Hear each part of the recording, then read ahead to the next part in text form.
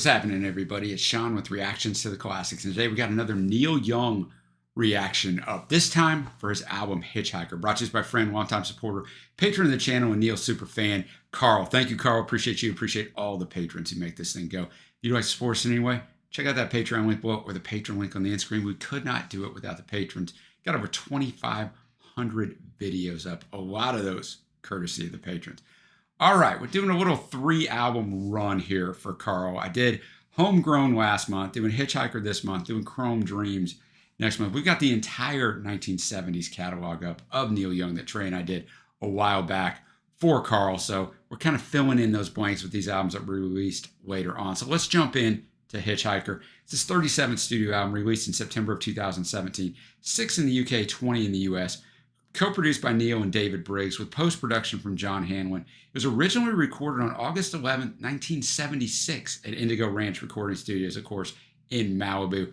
Neil intended to release the album shortly after it was recorded, but executives at Reprise Records felt that it wasn't a real record, but a collection of demos, with the musicians saying that he was advised to record the songs with a band.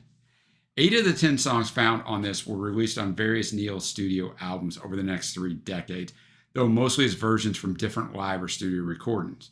3 songs from this session, we got Captain Kennedy, we got Pocahontas, and Campaigner, were released in nearly the same form as they're found on this album. 2 of the songs, Hawaii and Give Me Strength, were previously unreleased in any form prior to this album. Between 1975 and 77, Young and the producer I talked about earlier, David Briggs, periodically conducted recording sessions at Indigo Ranch on nights of the full moon. These sessions took place during a particularly productive period for Young and yielded such songs as Will to Love and String Man. Briggs said of the time, quote, "He turned to me and go, 'Guess I'll turn on the tap.' And then out came Powderfinger, Pocahontas, Out of the Blue, Ride My Llama, 2 days, a day." I'm not talking about sitting down with pen and paper. I'm talking about picking up a guitar, sitting there, and looking me in the face, and in 20 minutes, Pocahontas. And, I've talked about this before, but Neil really rivals Bob Dylan in songwriting in a lot of ways, and just as far as like what he put out in the 70s holds up with anyone. I don't think he's the songwriter Dylan is, because I don't think anybody is, and I don't think it's even close, but that's high praise from me right there. The songs on the album were recorded in a single night. Yeah, in a single night.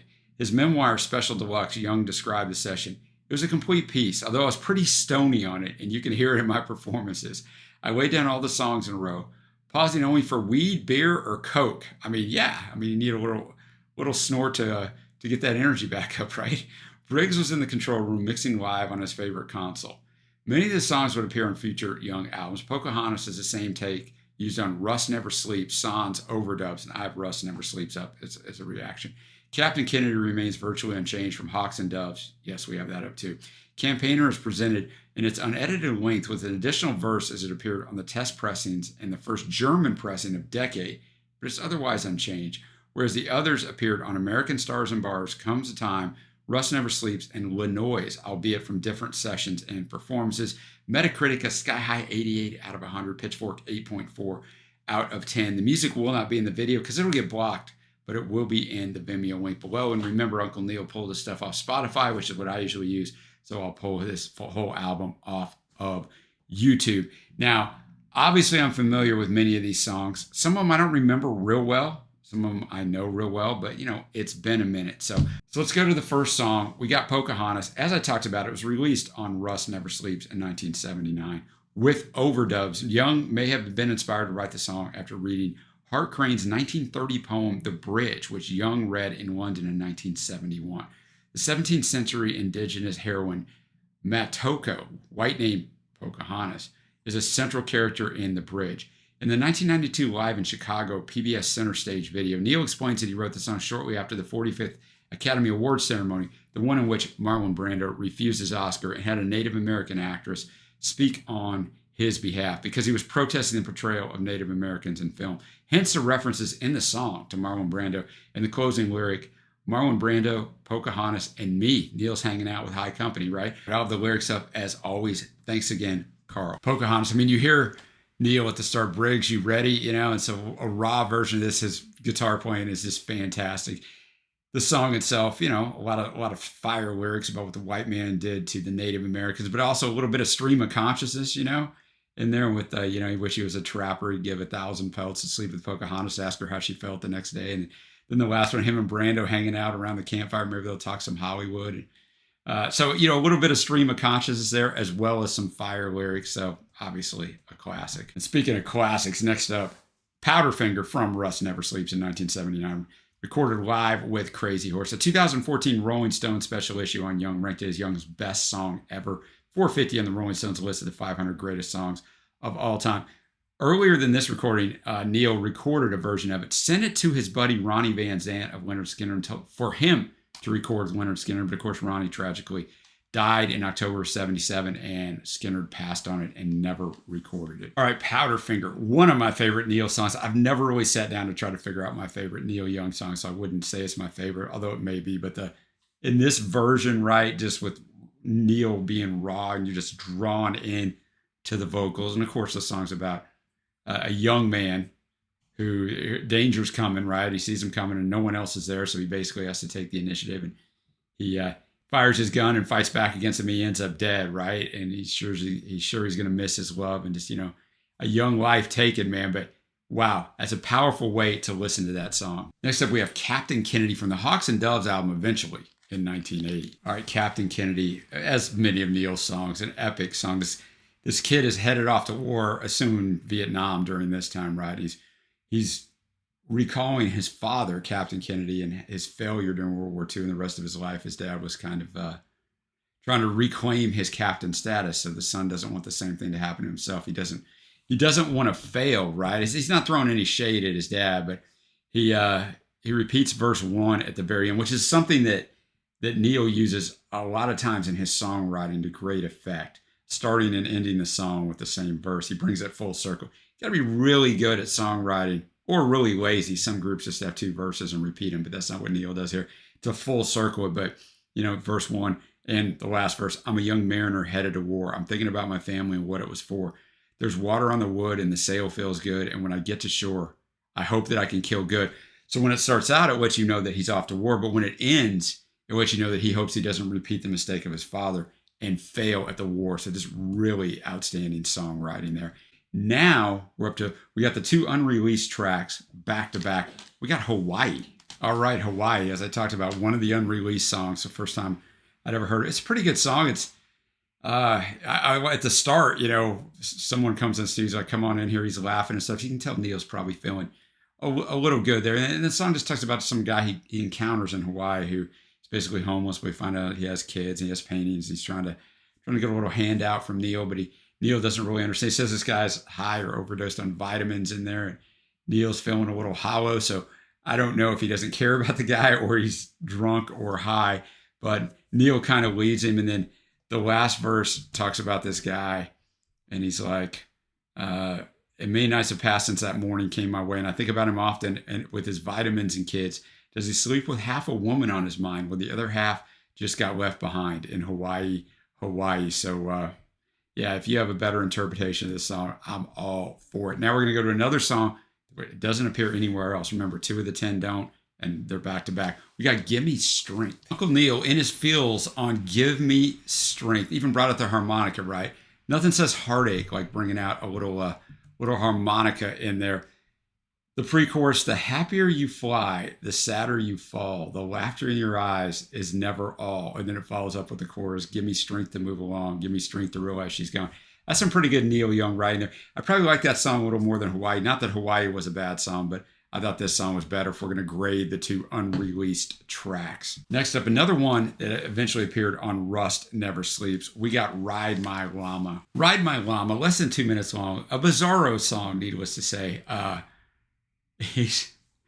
Neil encounters an alien. He's taken up in the spaceship. You know, in the pre-chorus, I met a man from Mars. He picked up all my guitars and played me traveling songs. When we got on the ship, he brought out something for the trip, and he said it's old, but it's good, like any other primitive wood. And then we get that verse 2 in the title of the song. I want to ride my llama from Peru to Texarkana. I'm going to ride it good. I'm in my old neighborhood. So just one of the songs where maybe Neil was tripping a little bit, but it works with Neil's voice and the acoustic. All right, we get to the title track of the album, Hitchhiker, originally from the 2010 album La Noise, which I'm not familiar with. Some lyrics and parts of the tune were used for Like an Inca from Trans in 1982. All right, Hitchhiker, another song that I had not heard. All right, this song is fantastic. This is classic Neil. You got 8 verses. I would guess quite autobiographical, but don't hold me to that. But, he just goes through, he smokes some hash in Toronto. Smoked through a pen, I'll do it again if I only had some cash. Then he tried amphetamine. Then he came to California where he first saw open water. Then he couldn't sleep for the neon lights. The doc gave him a Valium. He still couldn't close his eyes. Then came the paranoia, and it ran away with me. I couldn't sign my autograph or appear on TV or be seen.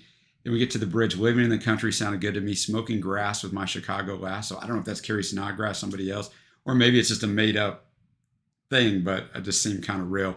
In a real organic scene where everything was green, so everything was good, right? But we had a kid and we split apart, so that's what makes me think it's Carrie. Now I'm living on the road, and a little cocaine goes a long, long way to ease that different load. But that ain't all that I know, so I don't know, man. I don't know if it's just telling me I'm not just all about drugs. Then the last verse, like that should have been the last verse. It's the only nitpick I have in this, because the last verse, I wish I was an Aztec or a runner in Peru. I would build such beautiful buildings to house the chosen few, like an Inca from Peru. I don't know if he's like building on the Hitchhiker going to different locales, but it just doesn't seem to fit in this song. But it's an outstanding song, all that being said. Next up, we have Campaigner from the Decade album, eventually in 1977, which was edited to remove a verse. It was written in 1976, inspired by a news broadcast of Richard Nixon arriving at a hospital where his wife Pat had just been admitted with a stroke. And I could talk about the edited version of Campaigner, minus the second of 4 verses, appears on the Decade compilation, but you're going to get all 4 verses here. All right, Campaigner, much like Captain Kennedy, he starts and ends with the same stuff. A little bit of an abbreviated verse on the outro, but kind of brings it full circle. But he starts out in first person, and then he's in that first verse, and then he switches over, to Nixon. He says he felt sorry. Later on in an interview, he said he felt sorry for Nixon on that night, but it's kind of the huge backhanded praise where even Richard Nixon has got soul. But he talks about it even from the music aspect, right? Verse 3, the podium rocks in the crowded waves. The speaker talks of the beautiful saves. So he's liking, rock stars make promises, politicians make promises. Neither of them keep them most of the time, but really good song. And I have not heard this song either because I have not heard Decade. So super enjoyed that one. We got 2 songs left. We got Human Highway. It was eventually on Comes a Time in 1978. Human Highway, not as lyrically dense as some of the others. So there's 2 verses. There's a refrain that repeats itself in verse 1, repeats itself, and then the refrain ends it. So I think the refrain, though, now my name is on the line. How could people get so unkind? Oh, now. And so, I think that's just how people were changing maybe towards him. How can people be so unkind? And don't we ask that question all the time now? It's way worse with social media and people hiding behind stuff and just the hatred. All right, we got 1 song left. We got the Old Country Waltz. It appeared on American Stars and Bars in 1977. The Old Country Waltz actually works like this, works really well with the piano. And then after he shares he's heartbroken, got to bring that harmonica in there. But the song itself is talking about playing that old country waltz. And we learn in verse 2, I loved and I lost and I cried the day that the 2 of us died. You got no excuses. I just want to ride while the band plays the old country waltz. So what he's talking about, he talks about the empty halls, echoing off the empty halls later on. So he lost the girl. It's a memory they have going to the bar, dancing the old country waltz. But he goes and finds himself listening to that and wants to be around it, even though he's not around her, because it gives him a little part of that memory. And we do that to ourselves, right? Sometimes. Like, it's a joyful memory, yet it's a painful memory, but we just kind of live in it and marinate in it. So I thought it was really well done. Now we're getting to my favorite tracks, which, on this album's absolutely loaded, to state the blatantly obvious. Honorable mentions, Give Me Strength, a song that I hadn't heard, Campaigner, and the Old Country Waltz. Faves, obviously, to top 3, Pocahontas, Powderfinger, Captain Kennedy, and Hitchhiker. So that's 7 songs out of the 10 are on my faves or honorable mentions. I didn't dislike any of the songs. This album's absolutely loaded. It gets the acclaim it should get. Right. 88 on Metacritic. Wasn't a lot of reviews, though, so it's only on 5 reviews, so don't overblow the 88. Usually it's off of like 20, 25. Not a lot of people were paying attention to this when it came out, unfortunately, but a fantastic album. For me, it's going to be an 8.75. I think it's Neil at his rawest with the acoustic, with just him. The fact that he just sat here and did this back to back to back is insane, but just really, really well done. But don't worry, we got Chrome Dreams next, and I'm super looking forward to that one. Let me know your favorite tracks below. What would you give this album? And thanks again to Carl for bringing it. And until next time, guys, I will see you.